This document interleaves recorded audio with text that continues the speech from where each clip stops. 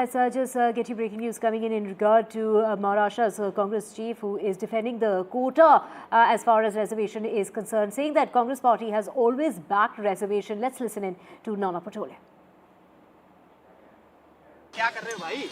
राहुल गांधी जी ने जो बात बोली थी कि जब हमारे देश में सब लोग समान हो जाएंगे और सबको न्याय मिलेगा, सब आर्थिक और शैक्षणिक मजबूत हो जाएंगे तो आरक्षण ये अपने आप सोचने का विषय होगा।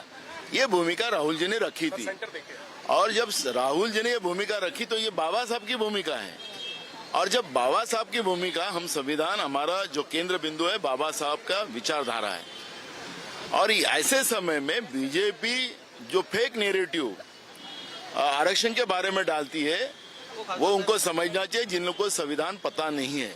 बीजेपी को अगर संविधान अगर पता होता तो डायरेक्ट यूपीएससी की एग्जाम न लेते हुए जॉइंट सेक्रेटरी रैंक के ऊपर लोगों को डेपुट करना आरएसएस के, ये कौन से आरक्षण की बात करते हैं, कौन से संविधान की बात करते हैं?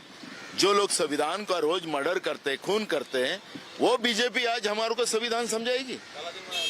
और ऐसे लोगों को जिनको संविधान की जो कीमत है, जिनको पता नहीं है, वो हमसे संविधान की बात करेंगे। और इसलिए मैं तो चाहता हूँ देवेंद्र फडणवीस और दम है तो हम उनको आमने सामने डिबेट करने के लिए तैयार है। नरेंद्र मोदी हमारे राहुल जी से डिबेट करे और वास्तविकता लोगों के सामने हम लाएंगे। अगर डिबेट करने की अगर इच्छा है, इस तरह से पीछे से वार करने का, अरे कांग्रेस तो हमेशा संविधान के फेवर में रही है और इसलिए ये देश का लोकतांत्रिक व्यवस्था ही आज 75 साल में जो आज दुनिया में सबसे ज्यादा लोकशाही का अगर लोकतांत्रिक देश हो तो भारत देश है और उसकी देन है जो कांग्रेस है। और जिस कांग्रेस ने इस संविधान के लिए एक नहीं तो कई बलिदान दिए हैं और इसलिए जो लोग बलिदान लेते लोगों को मारते हैं, जो आज हम लोग मणिपुर में देखते हैं, हमारी महिलाओं को निवस्त्र करके जलाने का काम, इनकी इज्जत लूटी जाती है, तो ये कौन से भारत की बात करते हैं, कौन से संविधान की बात करते हैं?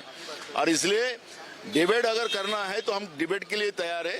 कौन Right, we also have my colleague Radhika joining us. Radhika, this comes at a time when, in the past, we did hear Rahul Gandhi speak about reservation in the Georgetown University, that Congress would think of scrapping reservations when India is a fair place. Of course, following that, of course, the Congress party had accused the BJP of complicating that reservation issue in the state of Maharashtra and called upon the Prime Minister to intervene. And now there's been a complete U-turn as far as Nana Patole is concerned, who said the Congress has forever been backing the reservation quota.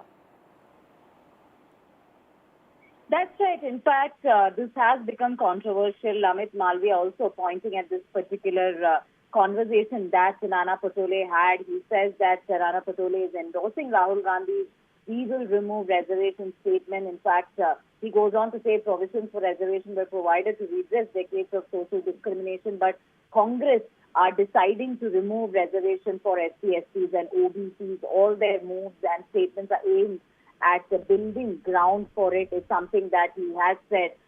So yes, this has become controversial, certainly ahead of Maharashtra elections, with Nana Patole making an extremely controversial statement. This is obviously going to politically blow up in the state of Maharashtra.